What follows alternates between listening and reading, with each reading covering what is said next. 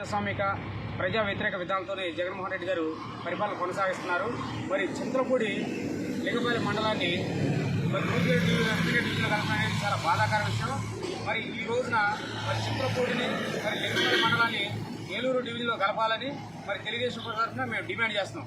అంతేకాకుండా మరి చింతలపూడి అనేది 1931 నుంచి ఒక తాలూకా ఉన్నది. తర్వాత నందమూరి తారక రామారావు అన్నగారు మండలాల వల్ల అభివృద్ధి చెందుతుందని అప్పుడు మండలం చేయడం జరిగింది. కాబట్టి ఎప్పుడు కూడా చాలామంది కూడా ఈ తాలూకానే తెలుసు కాబట్టి లేదా చింతలపూడిని ప్రత్యేకించి ఒక రెవెన్యూ డివిజన్గా చేయాలని చెప్పేసి మేము తెలుగుదేశం తరఫున డిమాండ్ చేస్తున్నాం. అంతేకాకుండా ఇక్కడున్న లోకల్ నాయకులు వైఎస్ఆర్ నాయకులు అందరూ కూడా జగన్మోహన్ రెడ్డి గారికి ఒక రిప్రజెంటేషన్ ఇవ్వాలి.